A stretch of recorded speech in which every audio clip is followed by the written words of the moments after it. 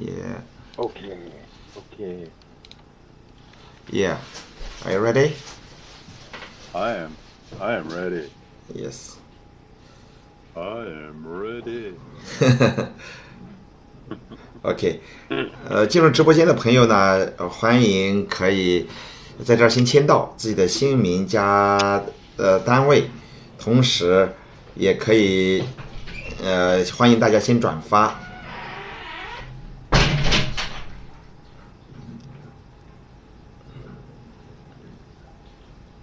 OK。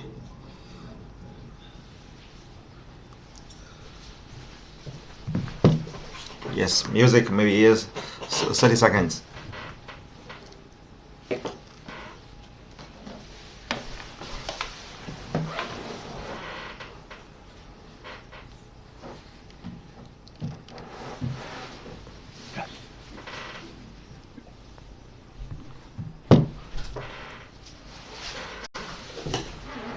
欢迎大家转发。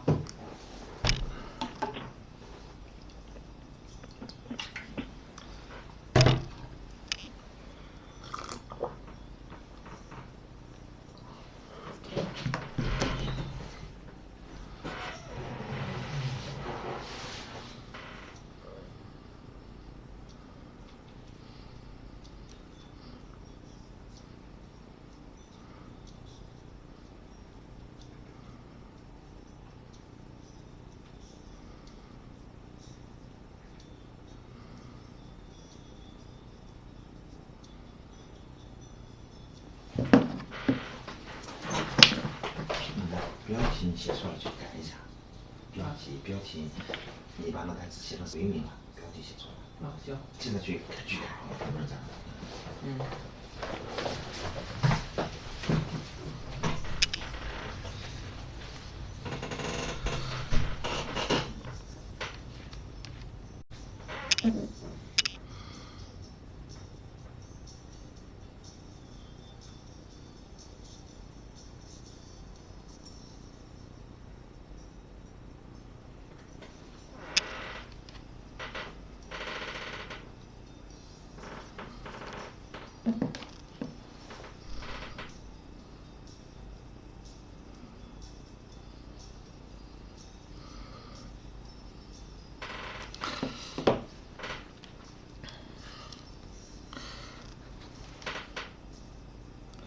Okay, sorry.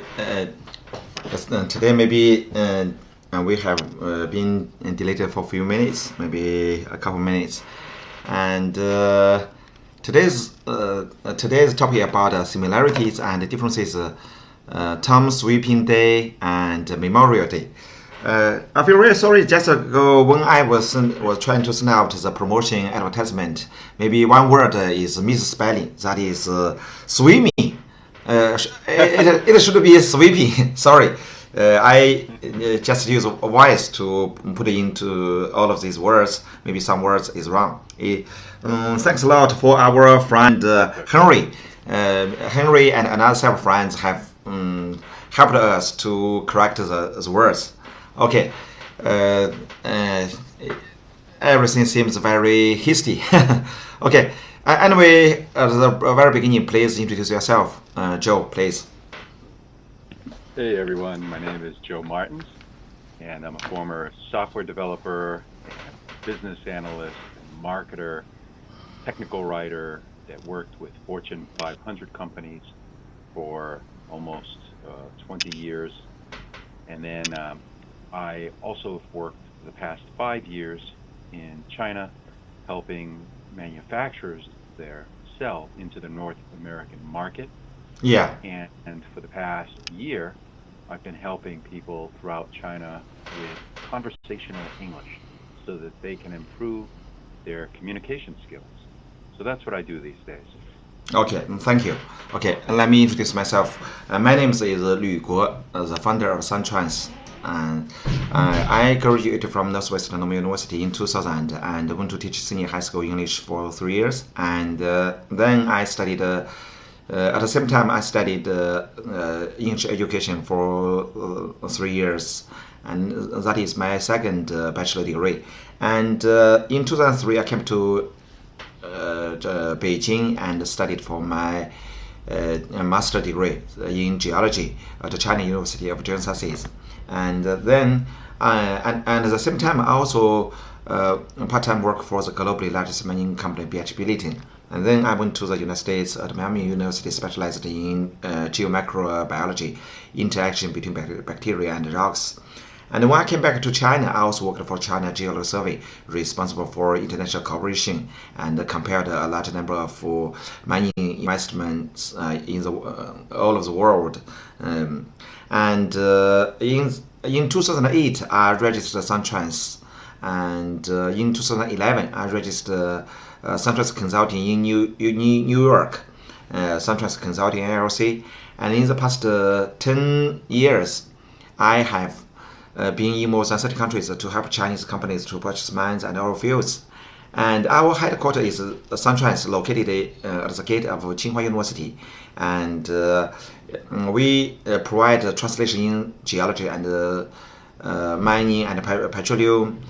And we also have organized a whole bunch of international conferences and conventions, such as China International Translation Summit and China Mining Development Summit. And since 3 or 4 weeks ago, John Martins from English Street English and I got started to provide conversation English training online, and we also gradually introduce some differences between China and America in many aspects, such as today's is similarities and differences. Tomb Sweeping Day and Memorial Day, etc. And anyway, today we are trying to because tomorrow it's Tomb Sweeping Day, and so that's why we maybe today, tomorrow, and in the following several days, a lot of people concern a lot about Tomb Sweeping Day. In Chinese, we call that 清明节. So the day is very special. So that's why we are some people maybe also very curious about Americans' Memorial Day, and the two festivals are very similar, and they also have some differences. So today, Joe, would you like to talk about, in your personal opinion, why do you choose this topic? Well, partly because this holiday now, Tomb Sweeping Day, is here. It's going to be celebrated tomorrow for this year. But also, yesterday we had a very deep and lengthy topic, and today it's something that is, I think, in the minds of people throughout China, what they're going to do for tomorrow. Yes. Plus, it's a topic that won't require 3 hours for us to talk about it. So everybody can have much easier day today as we talk about these. Okay, and now let's move. We have finished our the self-introduction, and now let's move to the first part. 清明节. Sometimes we call that 清明节, or called Tomb Sweeping Day. And the day is very special. Roughly about 5th, but sometimes 4th, sometimes 6th. This is April. This year, maybe most people. Some people has been holding the ceremonies yesterday or today or tomorrow even, and generally speaking, most people maybe April 4th in China this time. That is to say, tomorrow is Tomb Sweeping Day. Okay. And would you like to talk about Memorial Day and the schedule, the time? Yeah. So one of the interesting similarities to me is certain holidays in China are calculated based on the solar calendar, lunar calendar. Yes. So, it changes day each year, right? It's never quite the same day. Yes. Even in America, in the United States, there are certain holidays that have a specific date and only that day. But there are holidays like Memorial Day that it depends on the year. So it's always, the third day of that. If it's a Monday, a Tuesday, it's the third one in that month. Yeah. So in the case of Memorial Day, it's always that last Monday, but the date might be different. So sounds like most Americans festivals and days, that is the third or the fourth Monday or Tuesday, like this, not the fixed date, not the fixed one date. Yeah. Exactly. Sometimes changing. So Christmas, it's the 25th of December. But 4th of July, always the 4th of July. But days like Memorial Day, Easter, they move, just like some of the holidays in China, depending on the year. So, I think that's interesting because as people are thinking about how to celebrate, usually you think in relationship to work. Yeah. Okay, I'm going to take off on Tuesday, celebrate on Wednesday, and return on Thursday. But then the next year, you take off on Wednesday, celebrate on Thursday. So it can make planning, even after all these years. Yeah. I still forget. I look at the calendar. I still forget which precise day some of these holidays will fall on. So, we become lazy. Yeah. We look only at the calendar to figure out what the holidays will be for this year. But so they're both, they're considered, I think, my impression is that Tomb Sweeping Day is much more celebrated and much more important in China. Memorial Day used to have more importance years ago. In recent years, for families that don't have anyone in the military, it's just not as important anymore. People still celebrate it, but they don't celebrate it. Think of it this way. Yeah. Where I think that in China it's more serious. Yes. To consider your relatives, to consider your ancestors. Yeah. And in America, it's yes, we honor the soldiers, but and it's, by the way, as we'll learn shortly, that's a major difference. Who do we honor for this holiday? Yeah. But we don't. It's more about a day off for a lot of people. I mean, they might not admit it, but it's a day off of work if their employer gives the day off. Okay. Here, as long as people mention about this tomb sweeping day, usually most Chinese will suddenly one poem will occur to most Chinese people. That is, the poem was written by Du Mu in Tang Dynasty. This is a very great poet, and in Chinese that is called 清明时节雨纷纷，路上行人欲断魂。借问酒家何处去？牧童遥指杏花村。This is a Chinese poem. Some people translate that into drizzling rain falls like tears on the mourning day. The mourner's heart is going to break on his way. The rain falls thick and fast on all the souls' day. The men and women sadly move along the way. The drizzling endless during the rainy season. In spring, travelers along the road look gloomy, and miserable. Here refers actually in most times it seems exactly that day it's raining. It's raining. So since I in the past 40 years, because nowadays I'm 42 years old, and it's true. Most time in that day it's raining. And so that's why the poem is so famous. And yes, that is about the poem. And about the tomb sweeping day, would you like to introduce about the oranges?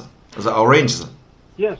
So now this is my understanding, and yeah. One of the fascinating things to me when I was learning first about this day is that not all the information that we read online is available to people here in the West.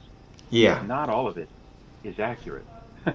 So some of the things that I had learned, and you'll have to correct me if I'm wrong. But my understanding was that it was to honor all ancestors.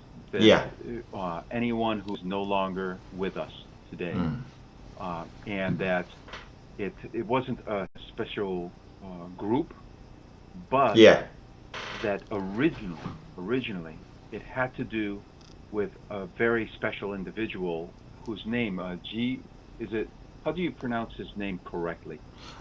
清明节. 清明节, yes. Okay, so that as the story went, that there was a legend about him cutting some meat from his thigh to feed the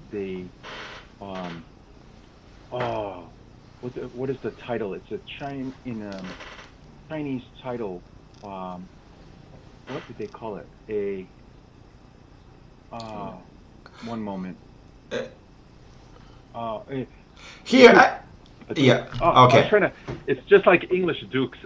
Yes. Chinese version of English dukes. So that he wanted to provide the story that was told in the United States.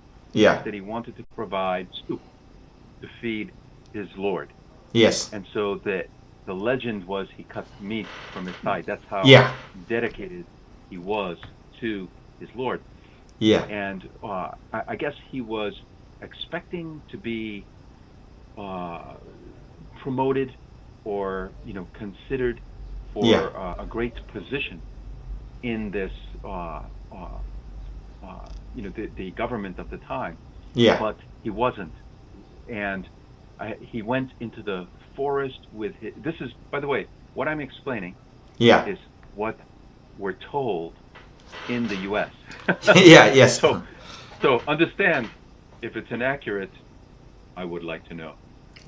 But that he went into the forest in exile, meaning kind of just he left with his mother, and that he stayed in the forest, and the Duke went to look for him, and this supposedly happened in the year 636 BC. So about 2,400 years ago. 400 years ago. But when the Duke couldn't find him, the story goes that he burnt the entire forest to try to get him to come out of the forest with his mother. But they died. That him and his mother died, and that everyone was so upset.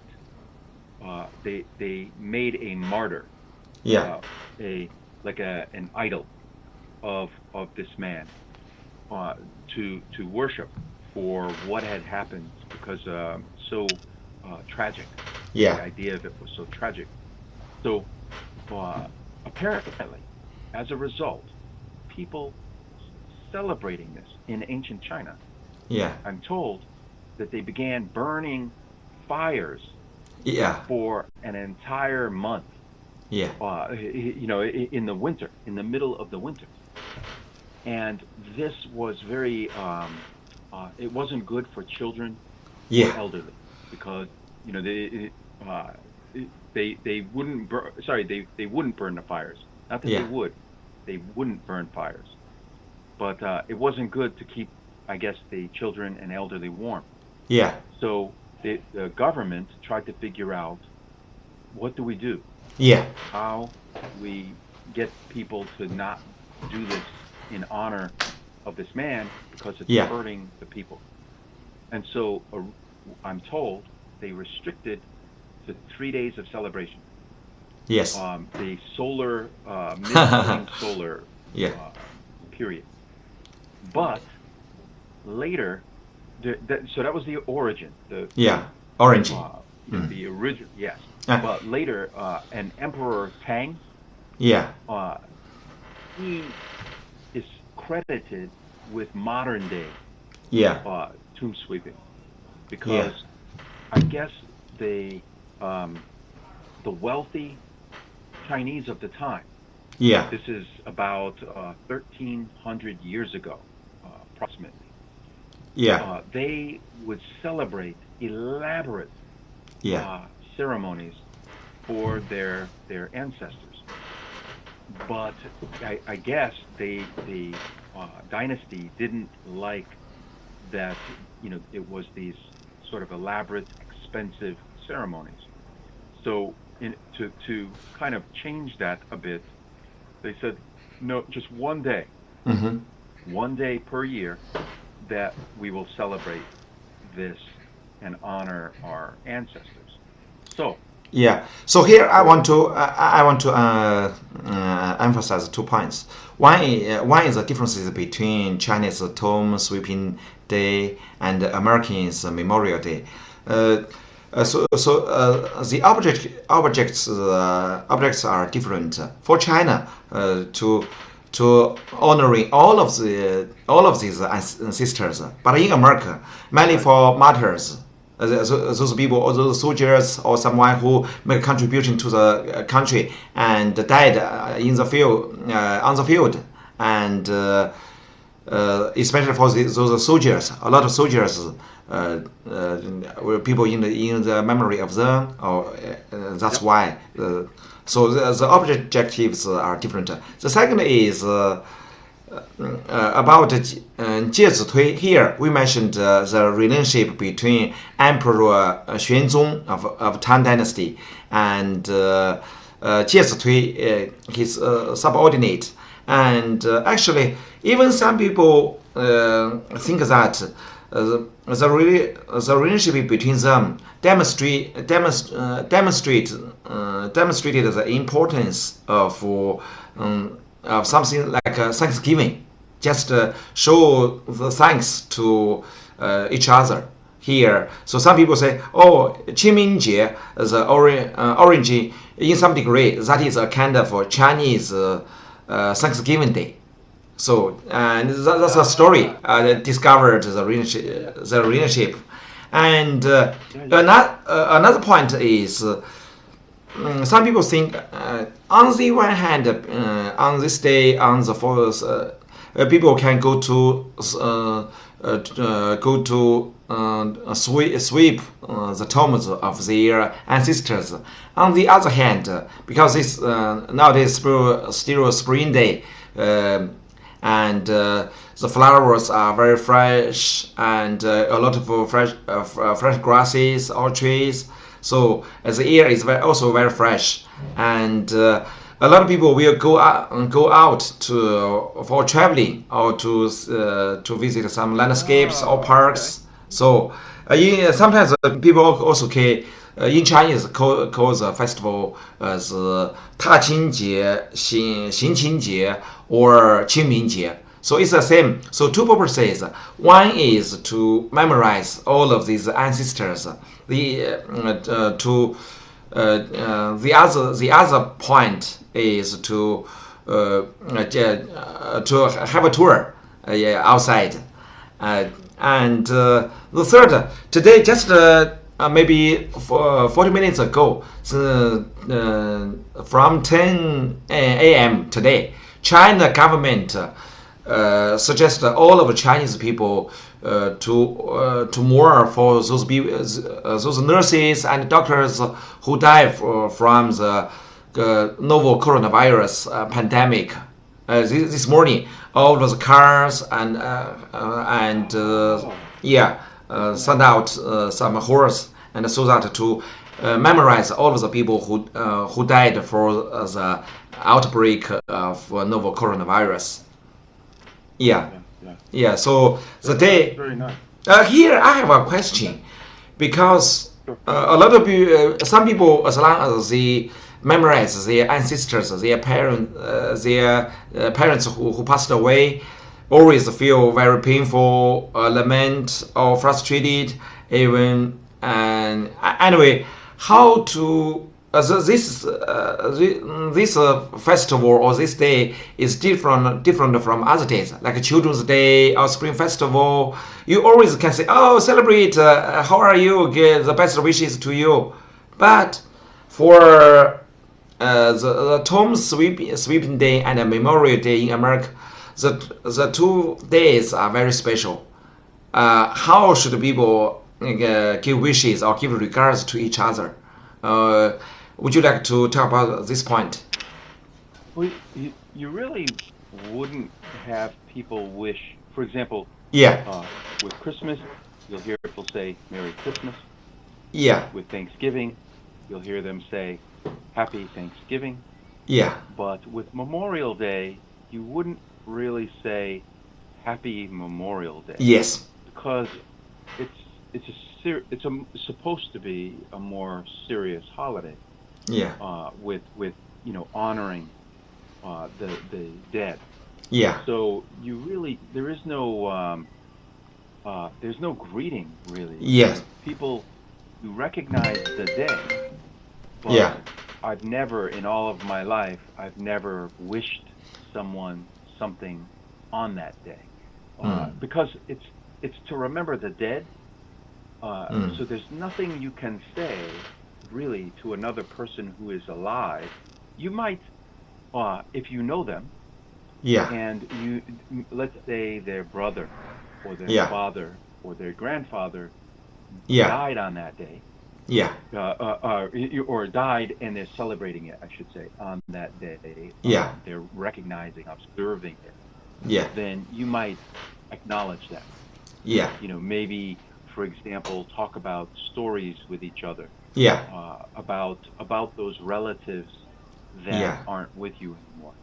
So it's not about wishing anyone a particular day. It's more about maybe just having conversation about the people who aren't with you anymore. So there's no greeting. There's no particular greeting, and especially nothing that would say happy. We cannot say happy, but we can say maybe wish you stay healthy. Now that you can say, I would say, even though certain holidays it might seem a little unusual, for many holidays you can say this to Westerners. If you, even not on a holiday, even if it's not a holiday, you can say, I wish you good health. I wish you prosperity. I wish you happiness. You don't have to wait for a particular day to say it. But that would be appropriate. I mean, you could say something like that, but you wouldn't have to reference the name of the day. Okay. Maybe we can ask our audience, how do they give regards to your friends on the special day? And say, because different people, maybe you still when you meet some friends, you still need to say hello. For Chinese people don't say, okay, have a nice day. Chinese people don't say like this. In the past, maybe say, have you eaten? Nowadays, how are you? But people still need to say hello to each other, but how to say hello or something else? Let's ask our audience. How about their feedback? 那我们在这儿呢，就跟大家做一个互动。在中国的清明节也好，美国的 Memorial Day 也好，那么大家在这个节日建议怎样去相互问候？因为这个节日非常特殊，你不能说节日好，祝你节日快乐。这个大清明节扫墓都要扫墓去，你问祝别人节日快乐，那肯定是不合时宜的。那么这个节日究竟应该怎么问候？我们看一看大家的，不管是中文还是英文，相互怎么问候。我们给大家30秒的互动时间，也欢迎大家转发，也欢迎大家打赏，在左下角。好，感谢大家。咱们给30秒钟的时间做一个互动。我们也来一段音乐。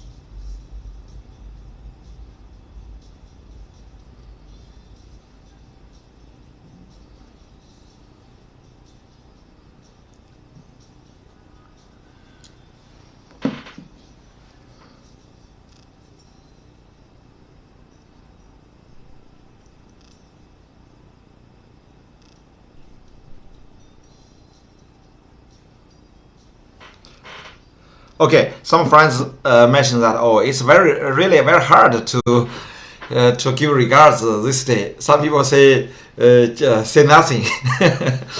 Different people have different feedback. Some people say, no greeting each other during the sweeping days, tomb sweeping days. Really hard to give regards. Yeah. Because it's unusual in that it's a holiday, or not a holiday, but an observance. Yeah. In honor of people that aren't there. Yeah. And so it's a we can say nice things. Yeah. To each other, but there's no specific greeting. So it sounds like Tomb Sweeping Day, and Memorial Day are similar in no particular greeting for that day. Yes. So basically, you had mentioned before. That, and I think this is an important difference. Whereas Tomb Sweeping Day is for all ancestors, the Memorial Day is all about just soldiers. Yeah. And in fact, later I'll tell you we have 2 more holidays. Two more holidays. You mean Memorial Day have two days to celebrate for people just on vacation? We have 3 different holidays. That honor soldiers. Soldiers. But this is one. Okay. So one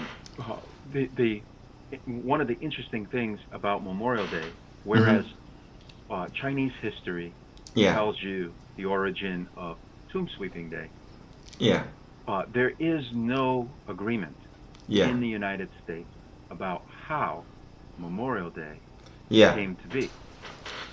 Many different places in the United States celebrated differently. Different days, different types of celebration, and so a lot of them claim that they are the origin, that they started it. But there are others. So scholars, researchers tried to figure it out, and they couldn't. So we don't know the origin, but what we do know is that it began long before the United States. Yeah. In Europe and other parts of the world, it was common Yeah. for soldiers to be honored. Yeah. For honoring dead soldiers. Yeah. But also for doing things like decorating the Yeah. grave, bringing flowers, bringing maybe things that belonged to the soldier, Yeah. their hat, their medals. So people had been doing this throughout other countries for a long time, and going Yeah. back, ancient, similar to Chinese history, where Yeah. it goes back many centuries. Yes. So we just kind of borrowed it. We in the different states celebrated it in different ways, and at some point Yeah. in the 1800s, late 1800s, Okay. finally said, okay, we will create a formal or more formal celebration. Yeah. And originally it was only for Civil War soldiers, not Yeah. for anything else. No Revolutionary War, just Civil War soldiers, because there were so many that died Yeah. in the Civil War, many hundreds of thousands. So that's how it started. Yeah. But then the U.S. government created what we call the cemetery system. Yeah. It's all over the country. There are specially designated land that has the graves for different people, different groups of people, and of course you can find places that have just graves for soldiers. One famous one, if you ever go to Washington, D.C., Yeah. you can visit Arlington Cemetery. And many people don't know this about me, but when I was in the Army, I served in the old guard. Oh, which is, really? Yes, they do the drill. We call it drill and ceremony. We honor the dead soldiers. Oh. So I lived a 5-minute walk from the most famous cemetery in the United States, the Arlington Cemetery. Okay, here I ask you one question. Sorry. So Memorial Day, usually we just memorize those soldiers or martyrs. So if we are trying to more or memorize our relatives or ancestors, our own ancestors in America. So for American people, is there any very special day? No. There's no day that's just sort of like American Ancestors Day. Okay. We don't really have a day to honor everyone. Usually each day is for some group. I mean, you will get July 4th where you're sort of honoring the country more than the people in it. But even that, July 4th is very much has more like a military, feel to it. So we even more can almost we can call that military martyrs day in some degree. You will always Memorial see Day. some sort of Yeah. yes. The difference though is Memorial Day is specifically. Remember, it was originally for Civil War soldiers. Yeah. Then it was expanded to cover any soldiers who died in any battles. Yeah. Or it doesn't even have to be a battle. Yeah. It can be just a soldier who died in service to their country. Yeah. So that is, it's all soldiers who aren't here anymore. Yeah. That's the biggest difference for Memorial Day. Yeah. And later we'll learn about two that celebrate soldiers in a different way. Yeah. And also, yeah. go ahead. Okay. there is a there is a big difference about the cemetery between China and America. In China, usually our ancestors' tombs is a bit far or very far from where our villages or where we are living. But in America, we found that the tombs is very close to our just near the road or the way, or very close to our house, our houses, our house. So in this point, people at the very beginning in 2008, I went to the United States to study, and I find it's a little bit weird for Chinese, because for most Chinese people, some people feel fearful, and it's not good enough if you always see this. Some people died and were buried over there, and every day you can pass by the tombs. Some people at the bottom of their heart, they feel not very comfortable.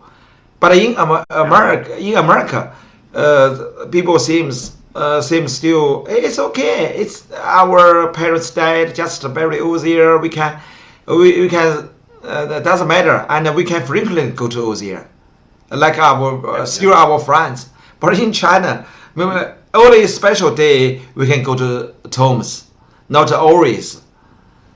You will see a cemetery in almost every single town and city in the United States. There's usually somewhere in the town. Yeah. And by the way, these cemeteries, in many cases, they existed long before the town was the population increased, before the town grew. So, at some point in history, there might have been a cemetery that was 5 kilometers from the center of town. But as the town expanded, they don't move the cemetery, right? They leave it, and they build up all around it. Yeah. So, in the future, 100 years later, you have a town that's much bigger, many more people, and the cemetery that used to be outside town is now inside town. Yeah. Just because the town grew so much. Yeah. And it is a little bit strange, even for some Americans, that you can live across the street, look out your window every day while you're eating breakfast. Yeah. And you can see a cemetery. So for some people in America, many people, that is what they see every day. Yeah. But we also, there's no one day that people think about their past relatives. It is on a regular basis. If you go watch a cemetery, just observe a cemetery for a day, you would see many people come and go. Okay, got it. Yeah. They come and go to their family site, and they put flowers, and they clean it, and they weed it. They leave little things for their dead relatives. But this happens as sort of a whatever their schedule might be. So in that way, it's very different. These cemeteries are much more cemetery. People live. Yeah. And it's not one day. It's whichever day. Okay. Here I also have another question that is about cremation and burial. In past several decades, or in ancient times in China, usually people love to be buried. To be buried, not to be burned, or cremation, 火葬 and burial, 土葬. So here I'm asking the ratio and the proportion, and in ancient times, people, or in maybe several hundred years ago, or even for 100 years ago, most people even still were buried, because in this way they think they died. It's normal especially in rural areas. Even people still like the way. And nowadays, artable lands becomes less and less. People still need to plant crops or for some fruits, and so nowadays the government in China usually suggests that people cremation instead of burial, and more and more even in Babaoshan, when people died, just the dead body will be sent to Babaoshan and to be burned, and or we call that cremation. And most of people will do like this. But in some rural areas or some provinces, people still like to be buried. That's to say, burial. And how about in America? People will be burned or cremation or still burial. Okay, the ratio and the status quo currently. Yeah, sure. So across the United States, so if you average all of them, it's about 47%, about half. But if you look at the individual states, there are a lot of states, usually on the coasts, so East Coast, West Coast, North and South, Maine, Florida, California, Oregon, where the percentage is much higher. It's in the 75% cremation. When you go to states that are much more deeply rooted in their religions, Louisiana, Alabama, Texas, central and southern U.S. Now it goes down very low. Some states are 20%. 25% cremation. So it really depends on the demographic of the people. Who are the people? Are they, do their religions allow for cremation? What kind of space? In some places, it's a matter of, do you have enough space? You have cemeteries where you can bury people, whole bodies and caskets. So it depends on, the average is of almost 50%. It's in the coasts and in the northern and southern parts of the half and half. It's higher than in the center of the U.S. And here I'm wondering one question, that is about the prices of cement land, cement or terms land. In China, a lot of people say, to buy a house or apartment is extremely very expensive. It's very expensive. It's not affordable. But more terrible is that when our parents or some relatives died, it seems much more difficult for us to afford. That is, you can imagine, people can, when we are still alive, we can move from one house to the another place. But when people died, as long as he lies down over there, he will never stand up. He for 10 years, 100 years, for a long time. So a lot of that means the cemetery will occupy a lot of places, a lot of land, even artable lands, so that the land areas available will decrease sharply. And nowadays, the prices of terms land becomes very, very expensive. So that some offspring say, we cannot die, otherwise it's too expensive. And how about in America, the prices of term land still very expensive or very cheap or for free? Well, okay, so what we call the land, when you buy land for the use of burying your family, your relatives, we call it a plot. Yeah, a plot. Land. Yeah. So it's a cemetery plot, Yeah. P-L-O-T. Yeah. And Plot sometimes also refers to certain place like a park plot. Or we also could use many places we use the word. Yeah, depending on the state, right? Yeah. For example, down in Louisiana, New Orleans, where they have mausoleums, Yeah. they have above ground tombs. They're not buried; they're structures above ground. But in most parts of the United States, you're buried in the ground.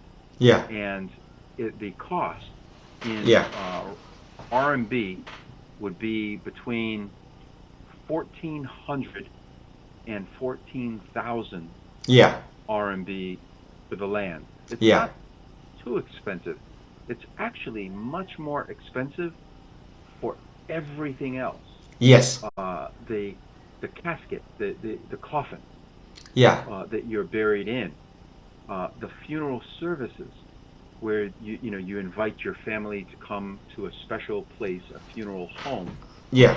And the funeral home is where the casket is put on display. Yeah. And people come to pay their respects to their friend or relative. So that service can cost many, many thousands of dollars, but the plot alone depends on where it is in the United States, but probably $200 to $2,000 US. Wow. For the plot. Yeah. Also very expensive some places. Yeah.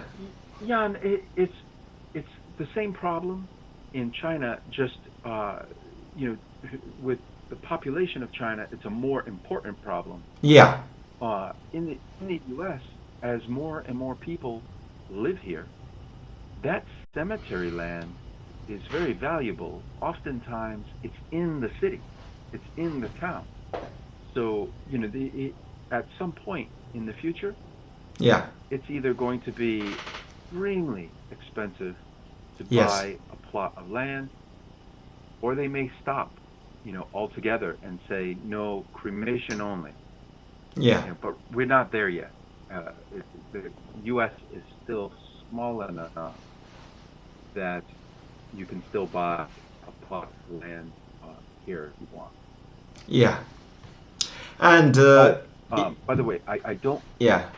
I don't know if I would have to look it up, but I don't know if the soldiers have to pay. I don't think they do for Arlington. Okay. I believe that they buried there.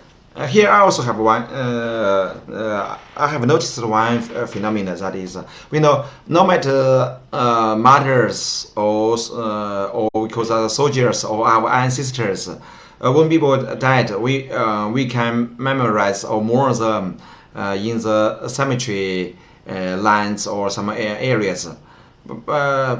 But I had observed another kind of form, maybe very interesting and useful for us. That is, in the past 10 years, I have gone to Toronto 8 times. Each time I will visit the university, Toronto University, and on campus I found there are a lot of chairs, round chairs, and on the back of the chair we can find out a small brand. On the brand, maybe there is in memory of certain writer or philosophy. In America, in Canada, a lot of universities are doing this, and even I'm not sure. Maybe some certain organizations or school or their relatives donated the chair or someone. And anyway, even some people died 100 years ago or 200 years ago. they will still be memorized by other people. At least one message told people: as long as you have a rest on the chair, you will find it very important. So, can you describe a second phenomenon more details? Well, so and in the United States, Yes. you will see this everywhere. Yes. So I'll give you some examples. A wealthy family might donate an entire section of a hospital. We would call it a wing. Oh yeah. So they would donate the entire wing of a hospital and name it Yeah. after the family member or the family name. Sometimes they donate equipment. Mm-hmm. So you might go into a hospital and see, the intensive care unit was donated by a family. You can go to parks and see benches and water fountains and other things that have. By the way, we call it a plaque, right? A plaque is just a sign. It's usually, it's nice. It's not like a cheap sign. It's usually very nice looking, and it will say something about the person's name, when it was donated, maybe even when they, were born or when they passed away. So it might say in memory of Joe Martins, in 1976. Yeah. And you can usually many public places will allow you, if you donate, will allow you to donate and put the plaque. Yeah. For example, you can also, when you're driving in the city and you see flowers in a kind of a nice garden. Yeah. Many of those gardens, you will see a plaque. Yeah. For that garden. So parks, hospitals, even sidewalk. Yeah. The sidewalk on the street. Some of the sidewalks that I have walked on, each stone had the name of somebody on the stone. Yeah. So thousands of families would donate. Yeah. Each stone would have the family name. And so the entire walkway would be filled with names from everyone. And so you'll see this everywhere in the U.S. And it's it's a way to remember someone. Yeah. And usually they're related to the object, to the location in some way. So for example, if your grandmother really loved going to the park, or she really loved going to the beach, you might go and donate a bench for the park or for the beach with her name on it. Yes. So there's often a relationship there. It's not that people randomly pick a spot. Yeah. And it's because they're trying to have, every time they go to the beach and sit on that bench, they can remember their grandfather or their mother or whomever. But that is something. That is, I think, Chinese people should learn from Americans in this point. We should also memorize these people in different ways, and even in some public places such as parks or some a lot of landscapes. We can also do like this. Ask certain people or their relatives to donate the chairs and post their names on it. And this is just one point. And since 10 years ago, I thought of kind of commercial models. One is we can do something like this in China to promote such kind of activities, let people to memorize some famous people, if they are willing. And the second, as long as today we are talking about two festivals, and the two festivals both are related to death. So death, that means the opposite is life. So almost everybody hopes our lifespan can last forever or longer or eternal. And I sort of kind of commercial models, or we can use it to satisfy people's needs, meet people's needs. You know, and every common person, we are not very famous enough, but some people say one people can survive, have three times to survive in the world. One is his body. His body died. This is the first time to die. The second time, maybe some people still put their pictures or photos on the wall and to memorize him. For example, Chairman Mao still in the Tiananmen Square. People can see him, and the third time to die, that is, people will. People around him, or his offspring, and the people in the society, all the people forget him forever. So 3 times to die. The first time, just our body, our physical body died. The second time, people still, the second stage, people still remember, still remember you. But the third stage is that all the people forgot you, forget you. That is the 2 stages for people. And in this way, I'm thinking the possibility for us to produce a kind of a commercial model. That is, you know, because 24 years ago, I became a student in biology. That is. And 12 years ago, I also I did a lot of experiment in Chinese Academy of Sciences about microbiology, geomicrobiology, and I did a lot of scientific research that is about gene sequencing, DNA extraction, RNA extraction, and so if we want to last forever, we want to survive, to still live for a long time, there are a lot of ways. On the other hand, if other people want to memorize us, we also have some ways. 2 points. Firstly, like tomorrow is Tom sweeping day, we can organize some people to post these people's keep a record of his life, maybe become into a film, or to summarize in words, and or write some books about him, and so that as long as the day is coming, all of the relatives, friends can can log in the website.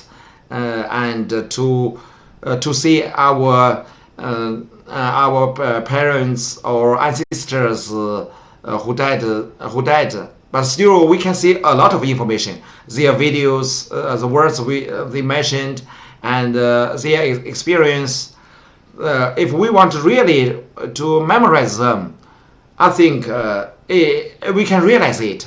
Nowadays, when people, even tomorrow, when people go to the cemetery areas to the tomb, to sweep the tombs. Even we couldn't remember their history, their videos, their portrait. It's very sad. If we want to, even our ancestors can still enlighten us to do something better.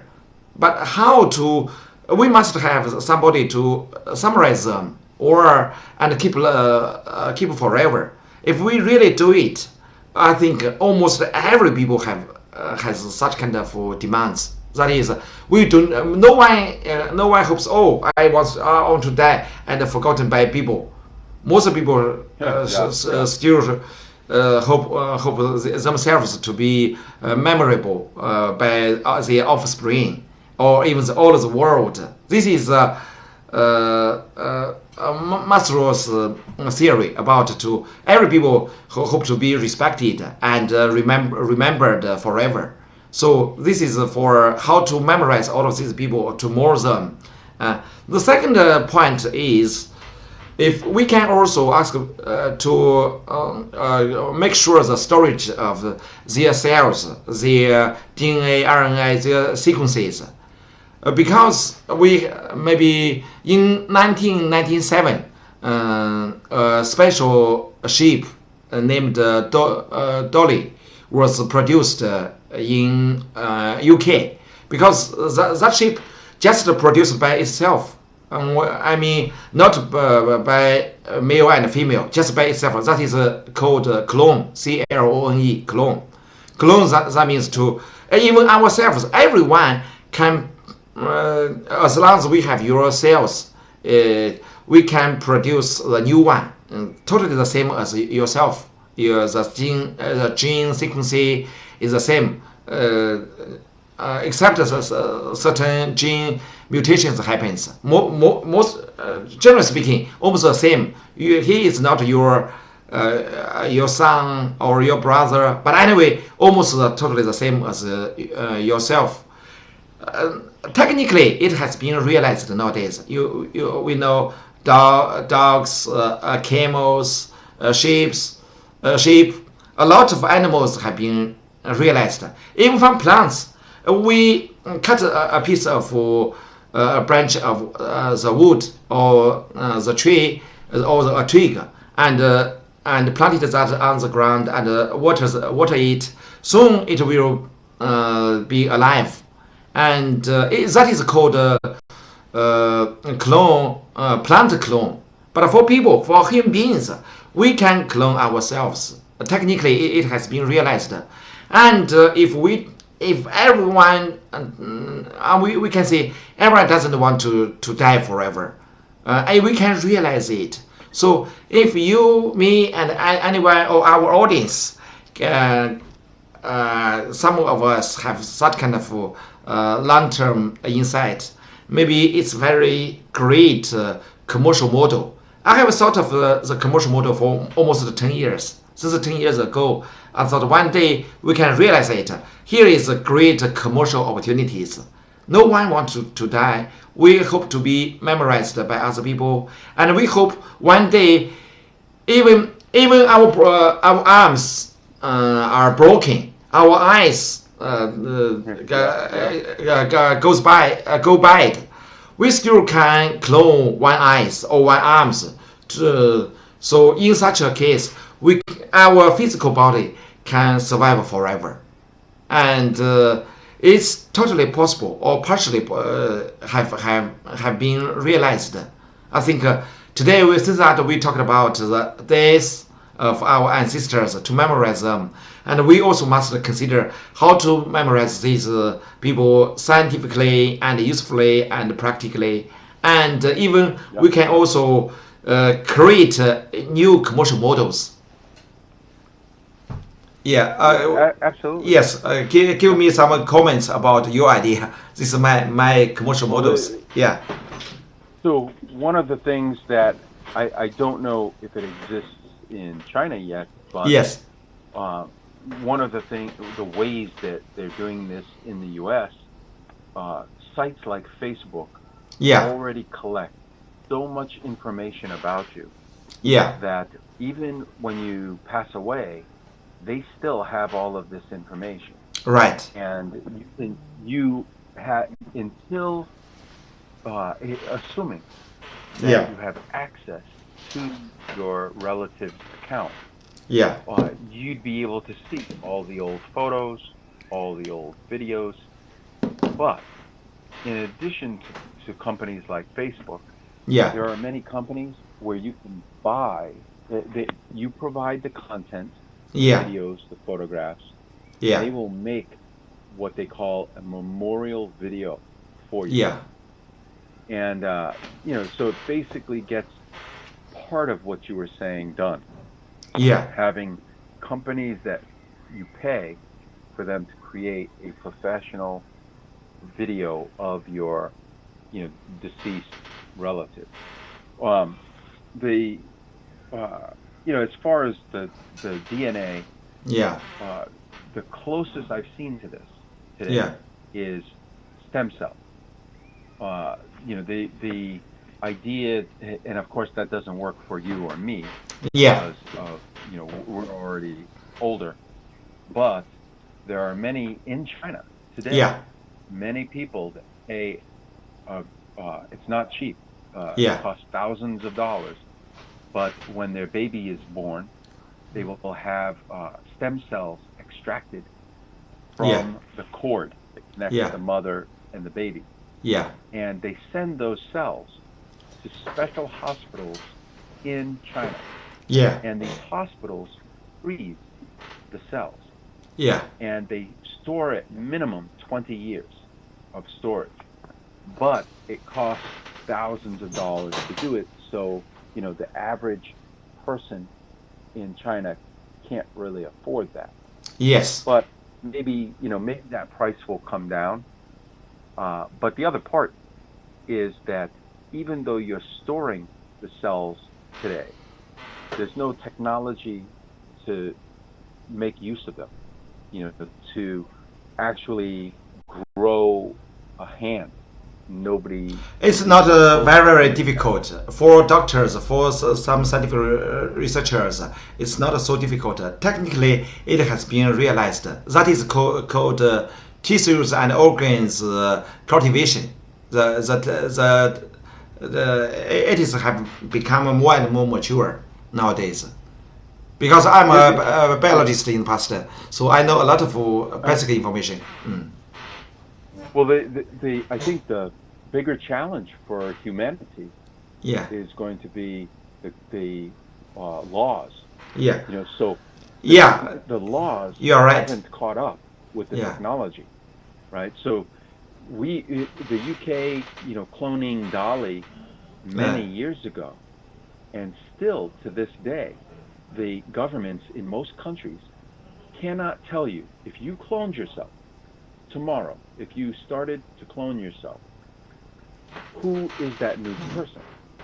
The one that you just, is that you? Is it not you, which, it's not going to be a shared brain, but if it's not you, then who is it, and what kind of rights? Is it treated as a human being? Is it treated as a lab-grown, life form? So the governments in these countries haven't caught up yet. Technology is way ahead. And that, I think, is the biggest obstacle. Here, I want to emphasize one point. I think it's in the very beginning, most people couldn't understand when some new novel innovation happened. For example, before people innovated the steam engine, people still love to use the cart with the horse. Because people formed the habit of using cart with horse. But when the steam engine was innovated, and more places are using it, it's true. A lot of people became jobless, but they have to learn new skills, how to drive the steam engine or the train, and they have new jobs, different jobs. So and promoted the development of the society. It's normal. When in the very beginning, people think, because law was made by human beings, and people can correct it if it's not proper for the current situation. And so, in some degree, laws it's a barrier, but it's not the fatal barrier, critical barrier. We still the development of the cloning people, human beings, still depend on the technician and the progress of the society. As long as people think, it's necessary and it's a must, maybe gradually a lot of laws will be changed. Just like last time we mentioned about the gays or lesbians, if China should allow them to get married. In America, almost in the past, even America didn't allow them to get married. But nowadays, almost every state in America allow people to get married, lesbians and gays. Doesn't matter. In China, sooner or later, the laws will also be changed. And needless to say about the cloning human beings, it's the same. No one want to die forever. A lot of people want to last for survival, eternal.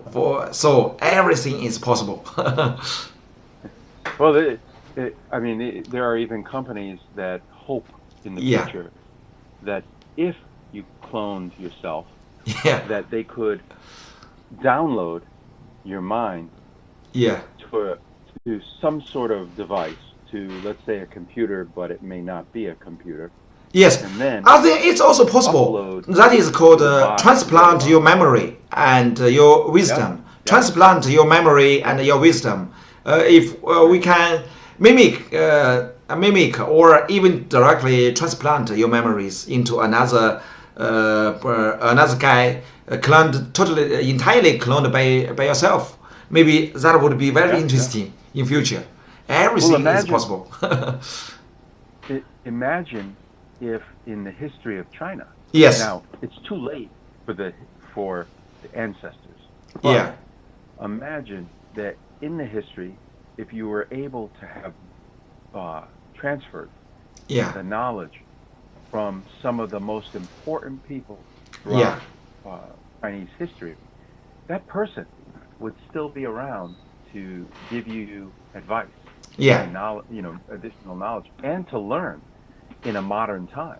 That would be pretty wild, pretty amazing. I mean, imagine being able to talk to Abraham Lincoln today, and finally he could tell somebody, he could tell modern politicians like Trump, to say, no, I don't think that way. Because modern politicians, they like to talk, they like to say what they think historical figures would have said.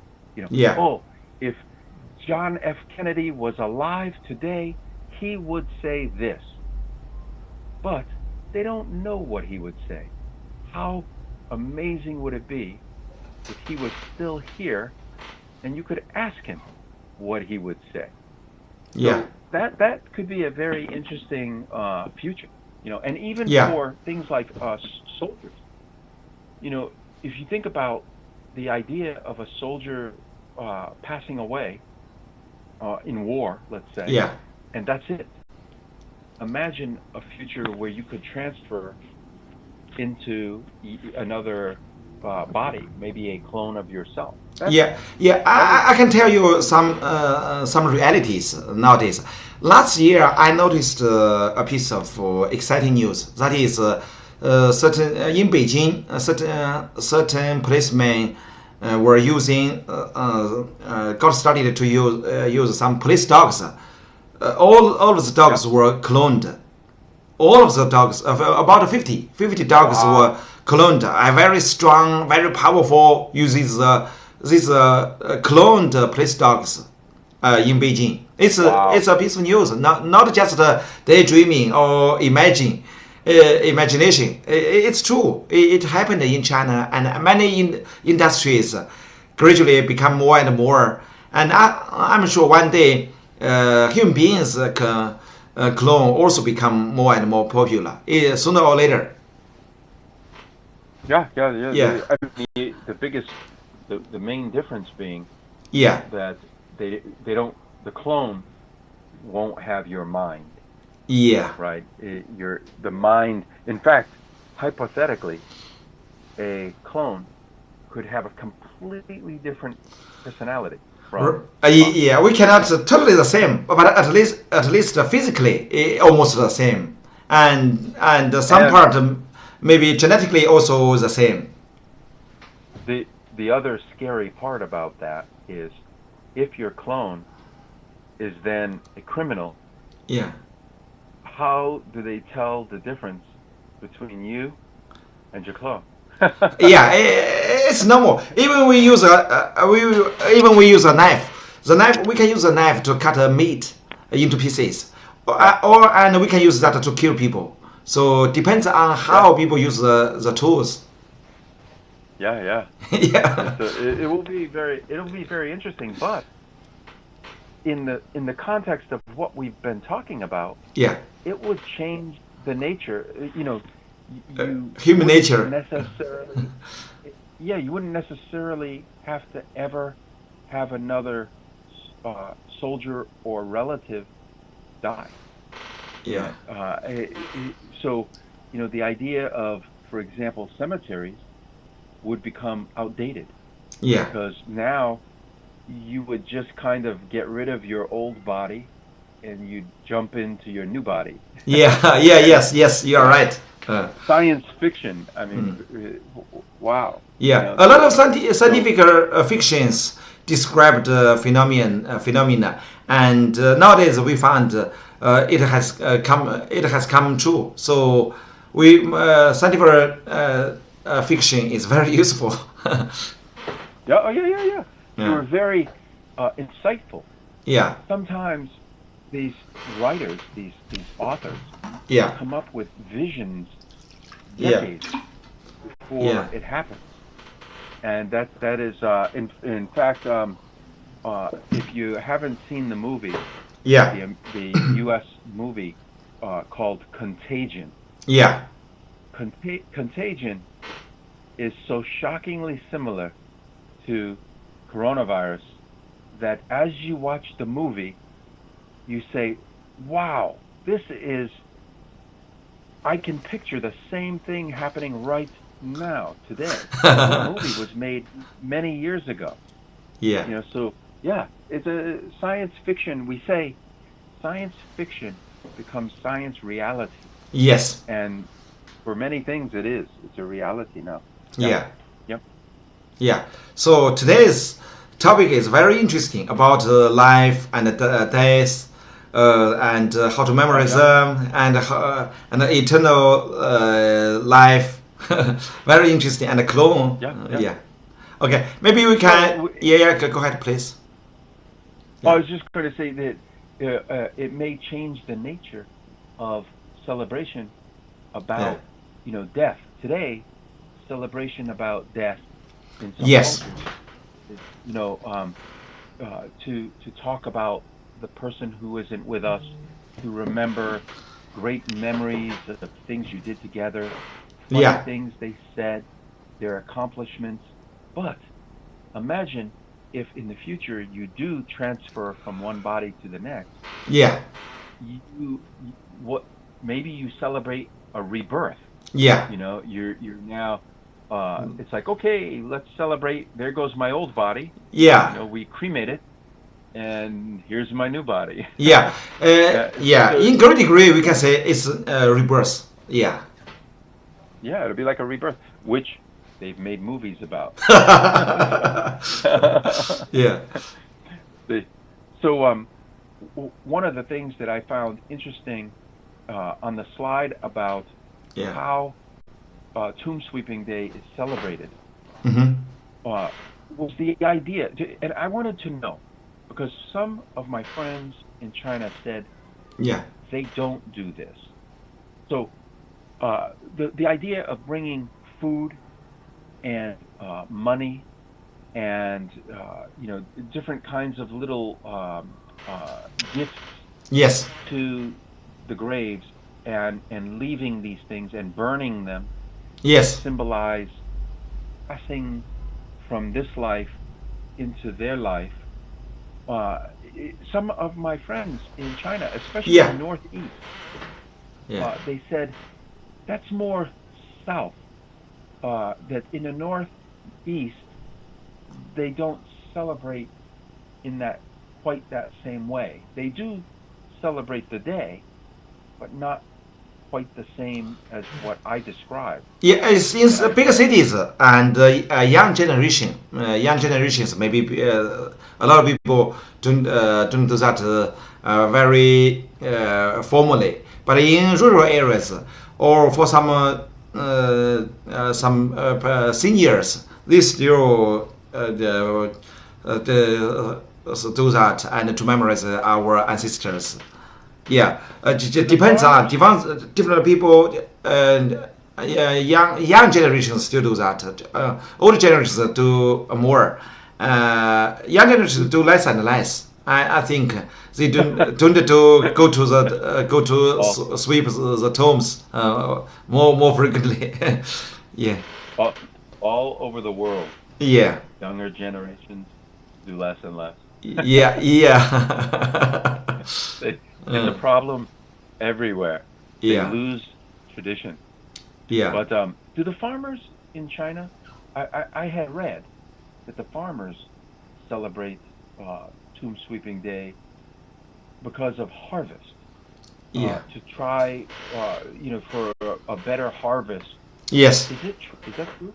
Ah, okay. Yeah. So rural farmers still they believe it will influence the next harvest. Ah, okay. Yeah. Yeah, no, because we had not quite the same, but Native Americans. Yeah. Before the Europeans came, the Native Americans would do dances and celebrations we don't dance. For Chinese people, in order to no dance. Put some small food and wine and cigarette on the tomb. It's normal. And decorate our ancestors' graves. It's normal. It's very commonly thing. Yeah. But people don't dance over there. It's too terrible. Well, it's impolite. For Native Americans, it became part of a ritual. There would be food, there would be some sort of. I don't want to call it necessarily celebration, but definitely asking their ancestors, asking their gods to give them a good harvest. Yeah. So that is actually more similar to Tomb Sweeping Day than even Memorial. Yeah. But that wasn't a European tradition. That was a Native American tradition. Yeah. The other thing I was wondering is, I had read that tea for people who enjoy tea, the tea grown just before or harvested just before Tomb Sweeping Day. Is it true that it's actually not only for Tomb Sweeping? Some people also bring some teas, some wines, alcohols to the tomb. It's normal, not just a special day or special person. Some people don't bring tea. But in my hometown, our senior relatives, they still do that. Wine and tea and meat and fruits. They bring a lot of stuff to the graves and burn some papers and new down and the ceremony is still happening frequently and normally. Is there any kind of gestures? So, for example, for Memorial Day, all the people who salute the soldiers. Is there any kind of... Yes, for young pioneers or for some military people, they want to memorize them. It's still same. But for common people, we are not from. They are not soldiers or martyrs. We don't do that. We just decorate our ancestors' graves. It's normal. Okay. Yeah. Salute only for martyrs and soldiers. So same as here. Yes. Same. That's the same thing. Yeah. The reason I asked is because I had read that the different members of the family, I don't know if this was maybe ancient China or modern, but bowing to the gravesite, to the to the relatives that are no longer with them. So doing some sort of bow in respect. But I didn't know if that is even practiced anymore, or if that was, an old tradition. Old tradition. In some areas maybe still the same. Some places in developed cities maybe people don't do that anymore. Okay. Yeah. Okay. Another question I have for you is kites. Is it true that it's a popular time to fly kites? Kite in the spring, in the beginning of March, is still very popular. But not special for the Memorial Day or Sweeping Day. Oh, okay. This for kite any time. It's not for special day. Especially when we are children, always our school teachers ask us, every kid in the class must make a cat, and we can have a competition, and who is the most beautiful and flies the highest. We have competition when we were young in primary school.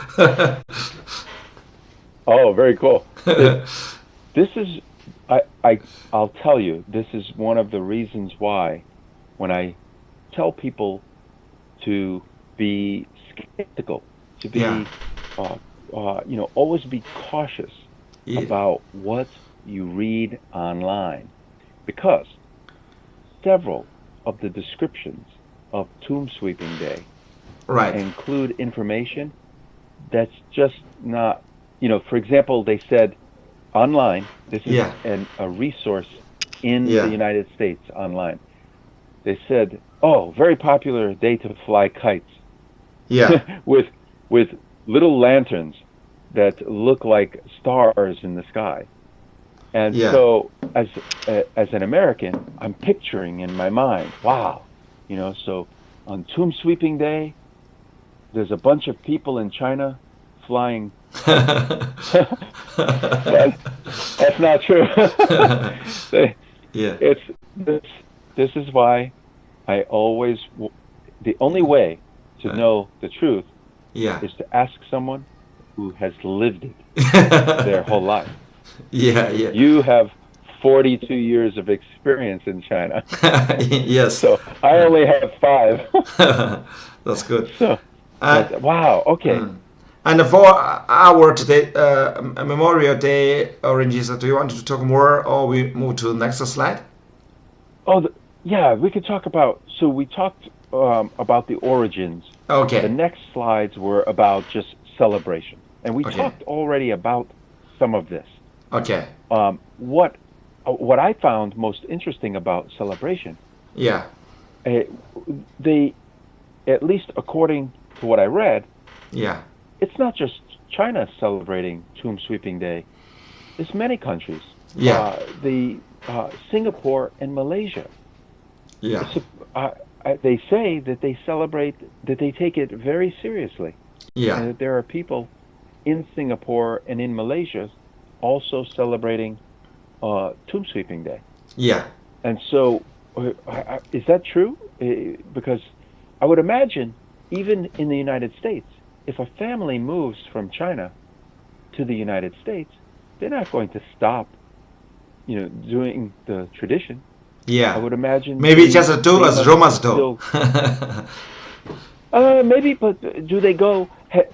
Do you know anyone that is a family that now lives in the United States? Chinese family. Yes, some of them still keeps the traditional ways, but some of them have changed. Depends, case by case. Okay. I think if you remember a couple of presentations back, a couple of our discussions ago. But for some very important festivals, such as Spring Festival, I think, and Mid-Autumn Day, and May Day, Chinese New Year, or just New Year, this still spend the day and to celebrate these festivals? Well, and it's good because it's easy for tradition to just disappear. I had mentioned to you a few weeks ago that after 2 generations in the United States, many cultures, they just stop the traditions. Yeah. So if you move to the United States and then you have children and then they have your grandchildren, yeah, by the time the grandchildren grow up, yes, most of the traditions have gone away. Right. For many, and it doesn't matter where your family came from. Chinese families, Vietnamese families, French families. After 2 generations in the U.S., unless you do a good job of keeping the importance of your tradition, yes, it disappears. If you ask the typical family who their parents and grandparents have lived here, like me. Yes. My parents and grandparents. My grandparents, for my father, came from Portugal. Right. I have no Portuguese traditions. None. 0. Yeah. My grandparents, for my mother, came from France, and through Canada, I have no French traditions at all. No. Because 2 generations. I'm the 2nd generation, and so each generation does less and less when they're living maybe in another country. New generation will create some new habits or new customers new or tradition. New tradition. Yeah. New tradition. Yes. Yeah. Especially if they have an opportunity to, if they have relatives still back in the country they came from. Yeah. So any children in Chinese families in the U.S., if they have uncles, aunts, in China still, it can help, preserve some of that tradition. But you have to participate. Yeah. And younger people, they don't participate much in tradition. Not unless you force them. Yeah. You force them to. Yeah. But they don't voluntarily participate. Yeah, it's true. In China, it's true. And so sometimes older generations must force young generations to do something and to memorize the festival. Yeah. Or it'll be lost forever. Yeah. It does not take long. 20, 30 years.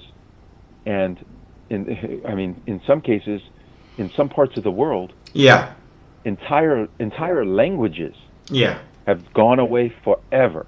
Yeah. Because no parent ever made sure that their children spoke the language. So there are hundreds of languages that actually it's thousands now, but that don't exist anymore. They don't exist. Nobody speaks them. Yeah. So it's important on some level, even with things like Tomb Sweeping Day. Yeah. To encourage the carrying on of tradition. It's part of the story of China. Yeah. So in that sense, it's not just celebrating ancestors, but it's celebrating part of the history of the country. Mm. Yeah. Yeah. So go ahead. Yeah. And about here, how is the day celebrated? Do you want to talk more? Some observed in other countries? Well, so we talked about a lot of the celebration of tomb sweeping. Yeah. The bringing foods, bringing papers, burning. Alcohol, signature, cigarette, and something very. Some people we are still alive, but people think, oh, I live, my sister, our ancestors maybe still also like some food or some alcohol. Yeah. It's very interesting because the Egyptians also did this with their tombs. When they buried the food, they buried the drink, they buried the help, the staff for the pharaohs or for the queens. They would bury them because they believed that that was available in afterlife. So very similar to the Egyptian culture in that way. But what I love about it, about the observation of Tomb Sweeping Day, is the respect. It's a universal respect, not just respect for one group, but respect for all ancestors, and that, I think, it helps you stay grounded in reality, because one day you are someone's ancestor. There will be a time, 100 years from now, that you may want the great grandchildren to remember you. And so it's important in that way, both at the individual level and as a country. But the celebration of Memorial Day is different. So here are some key things about Memorial Day. First, it has become a tradition, newer tradition, for the president, whoever is president that year, to give a speech about the people in the military. Usually remembering previous wars, previous lost life. Sometimes they visit other countries. The presidents will visit other countries and also celebrate their Memorial Days. There's a ceremony, two parts to this. One is what we call a flag raising. So they raise a flag up the pole, all the way to the top. And then when it gets to the top, which they do quickly, they raise it up quickly. Once it gets to the top, they slowly lower it to halfway. What we call half-mast. And that is a sign of respect for, it's been tradition for as long as the Memorial Day and longer, to lower the flag down to half-mast. This is also done when certain political figures, like if a president dies, they also fly the flag at half-mast. But so that it's a flag ceremony. They raise it up, they lower it down, and then they keep it at half-mast until noon. So that's part, and then the other part is what we call wreath laying, a wreath of flowers. They lay the wreath, usually, for example, I told you I was in the Old Guard in Washington, D.C. The Old Guard celebrate Memorial Day by being part of the wreath laying ceremony. So a president or other political figure will come to the Arlington Cemetery in Washington, D.C., and they have a big wreath of flowers, and they lay it at the tomb of the unknown soldier. Got it. That tomb, nobody knows who's buried there, but the tomb represents all soldiers. And that have died in battle. So that's the ceremony. But for the average American, they might, depending on the family, they might go clean the gravesite. Usually, military gravesites are already clean. They have people who do this every day to keep. If you look at photos of Arlington Cemetery, every day it looks perfect.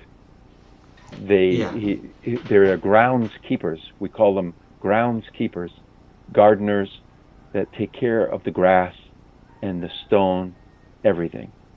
So families usually go to these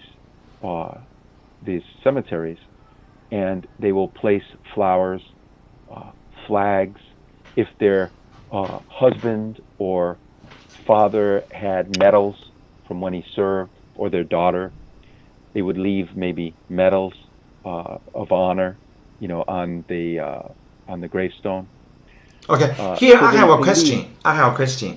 And there is very famous person during the course of novel coronavirus. That is Li Wenliang. Li Wenliang, he was a doctor, and the famous first one, right? He's very famous. A lot of people noticed the doctor, and at the very beginning, his colleagues and himself found a kind of a special virus, very similar to SARS. So in the WeChat group with his colleagues, he mentioned about he called the disease SARS, and then he was asked by some policemen to regret or to say sorry and sign up his name, and in some degree it is kind of slight punishment, and later actually he was called the whistle person. That is to whistleblower guy. He told all of the society, we must be careful about the disease.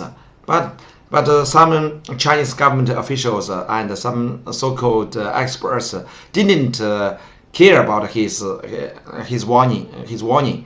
And finally, a lot of Chinese people think the government or some organizations did wrong to him, and finally the China central government arranged certain team to particularly investigate Dr. Li Wenliang's case, and finally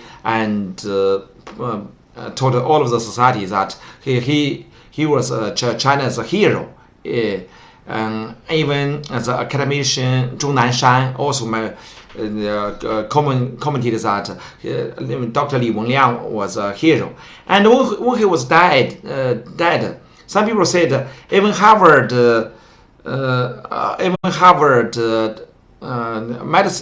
medicine college or medical college also lowered the flag half. But later it was demonstrated that it's not true. It was not true. And anyway, here I have a question. Usually for the whole country, in what kind of situations, to whom it's necessary to lower half-master, to lower the flag? It's usually so. The situations I've seen it done in are political figures. So government, politician, military service. And in some cases, first responder, like a police. There may be other situations, but usually it's someone that's in one of those groups. But technically, there's no rule about, because there are different flags.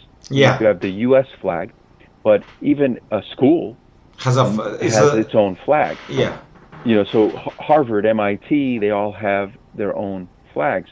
And school flag. It might be that if someone, let's say you graduate from a particular university, and 30 years later you die, that university might honor you by lowering its flag. the same Okay. symbology, right? The same meaning. Out of respect, lower the flag to half-mast, but it depends on the organization Okay. and the flag. How was the country's US flag? The national flag. Yeah, of usually yeah. military, political, and I've seen it for first responders. Yeah. You know, like police.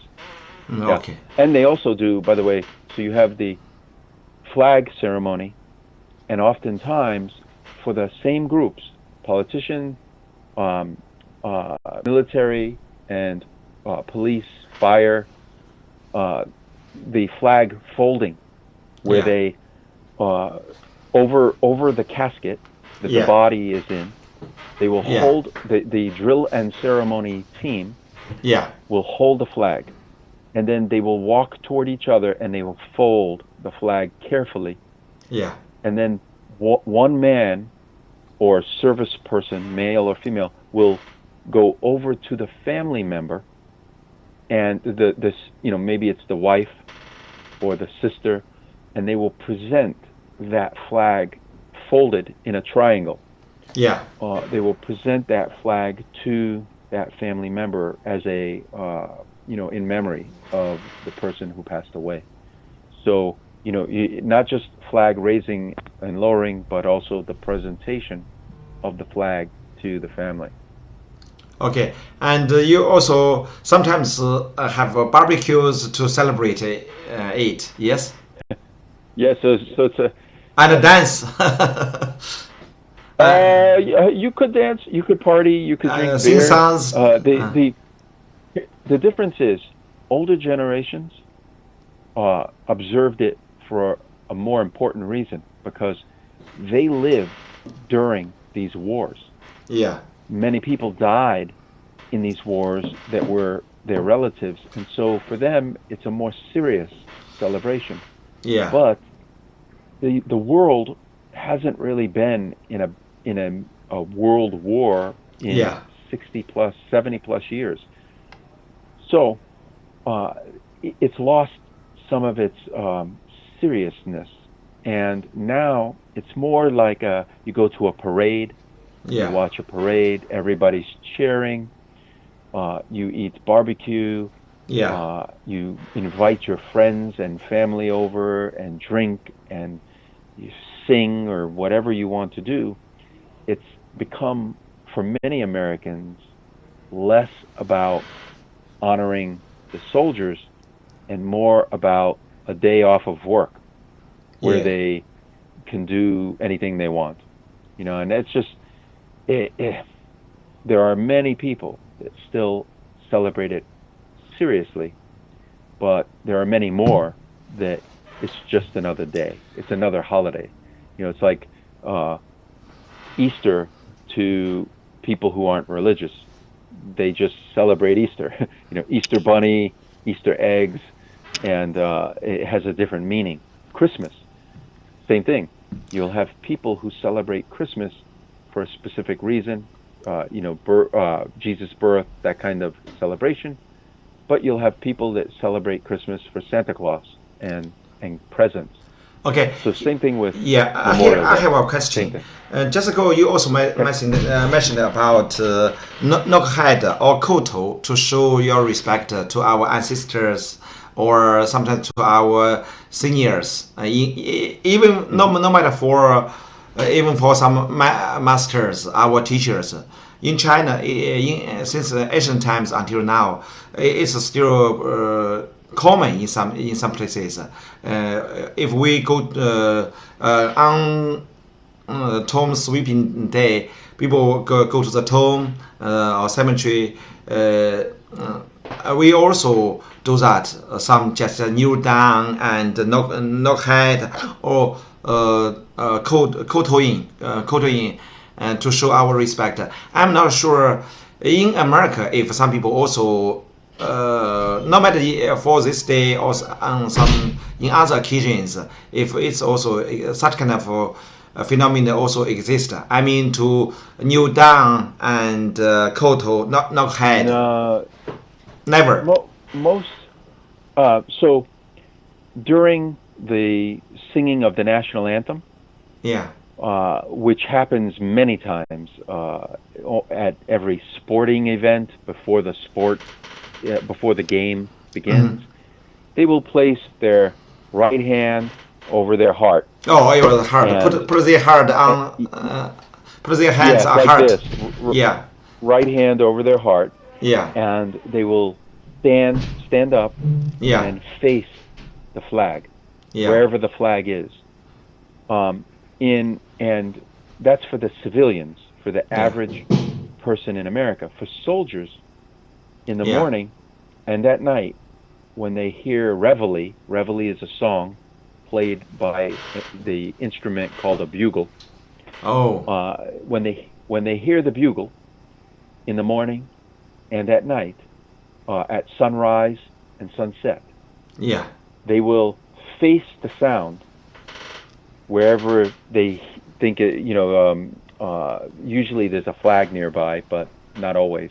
And they will stand at attention with their hand, or salute, or whatever it is that is the standard at the time. Chinese people also salute just for soldiers and martyrs, but not for everyone. Yeah, I believe we saluted. Yeah, so there are customs like this, but nothing that involves like bending. That most of that is more within individual religions. You won't see that really in just daily holiday celebration. There's no time of the year or holiday where Americans would do that kind of gesture. Okay. So, no equivalent to that in the U.S. And here you also, you also mentioned Veterans Day celebrated all U.S. military veterans in November 11th. Oh, so yes. Yeah. So there's a total of 3 holidays. Yeah. That celebrate the military, but each one is for a different reason. So Memorial Day is all the soldiers who died in service to their country. Veterans Day is all the military, alive or dead. Okay. It's just celebrating the military. We love to celebrate the military. I don't know why. I mean, why they needed 3 separate holidays, I don't know. But the third one is Armed Forces Day, and that is the celebration of current military. Yeah. So anybody that's serving today, they honor them. So we have basically 2 holidays in May and one in the fall, in November, that's strictly, those are military holidays. They might have parade, in the ones in May, they might have barbecue. Okay. So we have more military celebrations than for anything else. Okay. Here I have a question. Here, Veterans Day, we just memorize those who are still in the army, served in the army, or they quit the army work. I mean, they are still working. Everybody. No matter whether they are working, alive or dead, anyone, as long as he is soldiers, not all of the soldiers. Yep. Now, most of the people, of course, the fact that they're veterans, tells you, they're all of these people who also served, who are alive, but who are no longer in the military. We generally call them veterans, right? So, any past military members not currently serving actively who are still alive, also, this would include them as well. Here, armed forces only for continental armies, or for no matter ocean or in the sky, air force is also included or not yet? Oh, air. Yeah, yeah. So all Air Force, Army, Navy, Marines, Coast Guard, National Guard, they're all branches of the service. Okay. So they're all included. All of the people will be celebrated. All of them. Yeah. Okay. That's right. That's right. Got it. And then, this this next slide. Yeah. I had to include this next slide. Yeah. Because. Yeah. I learned that the information wasn't exactly correct. So I wanted to know. Yeah. What kind of food is popular on Tomb Sweeping Day? Tomb Sweeping Day. I went on. Yeah. Go ahead. So I went on the internet. Yeah. And I said, what kind of food? I did a search, and it came up with this food. Is it Qingtuan? Qingtuan. Qingtuan. So, excuse my Chinese.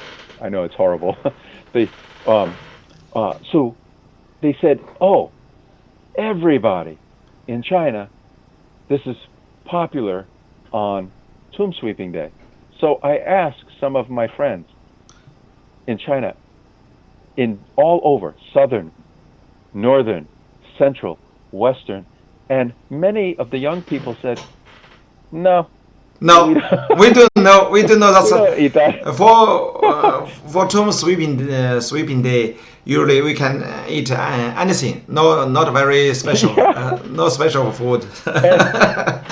and they said, Joe, even when this food is available in convenience store, it's not made the traditional way, and it's just got green color. Yeah. And I said, see, this is why when you research. Even I don't know what's Qingtuan. I don't know what's Qingtuan. It's made of flour or rice or. There's a grass. Oh, it's rice. The filling. Yeah, the filling is now different things, but the outer part of it used cudweed. I don't know the Chinese term for it, but it's like a grass. And I guess this grass only tastes really good and is edible in that time of the year. So it was made from that grass traditionally. Yeah. But in convenience store, they take matcha, the green powder, and they make it color it green. Yeah. But for me, I searched this, and I thought, oh wow, this is very interesting. Yeah. Now I know what people, but not true. Yeah. So, same thing, by the way, in the U.S. There are people that eat hamburgers, hot dogs, but remember what I told you if you've been to other discussions from us in the past. I said, America is made from many different cultures. Yeah. So they celebrate Memorial Day with different foods that are from their popular cultures. Yeah. So it's not just, even though you might think, oh, burgers, chips, French fries, hot dogs. No, there's people make a steak. Some people might make their pasta. Yeah. Pasta. I love pasta very much. Yeah. Oh, they might make pasta with meatballs and sauce, and so it depends on your family. Yeah. It's not just a bunch of Americans sitting around a barbecue making hamburgers. So so this is this slide is a great example of you can't always trust what you're reading on the internet. You should ask. Yeah. And I'm glad I asked. You must experience by yourself. Yes. Well, and from people who are there, all of my friends in China, they can tell me all about what China is today. Yes. Not what it was 2,500 years ago, but today. And for me, that is more valuable than any book, more valuable than all of the information on the internet. Yeah. I just talk to them and ask them, and they tell me. Yeah. And yes. That's the world is so interesting. We are always full of curiosity and interest about all of these things. Very interesting. Yeah. So this was an interesting for me, learning more about Tomb Sweeping Day because I knew very little about it. And it does have some similarities, but there are some big differences, especially who is being honored. Right. So they're basically different holidays that seem a little bit alike, but they are for different overall purpose. Yeah. And I think in Chinese culture, my perception as an American is that Chinese culture is much more deeply rooted in time. Yes. Things that go back, celebration, tradition that goes back 700, 800, 1,200 years. Yeah. The United States is only 240 years old. Yes, only 242, 44, like 44 years, 244 years old. Yes. Well, it'll be, it's not even a quarter of a millennium yet. So, we're still a baby. We have culture, but we have not had enough time. And so maybe in 1,000 years, we will have deeply rooted tradition. Yeah. But for now, imagine China 2,000 years ago when they were just starting some of these traditions. So it's a country deeply rooted in tradition that they've been doing for a very, very, very long time. Yes, very interesting. And yeah. So it was at the end of our today's conversation, I think we still have a little bit advertisement. That's to say, maybe gradually we will organize some online spoken English training courses, and after the pandemic of novel coronavirus, we will also organize some offline training spoken English. And at that time, Joe will come back to China and get together with us. Yes. Yeah. Well, and so it's really important that when we do these discussions, the thing I like is that we have an opportunity for not only practicing, to hear the different words and terminology.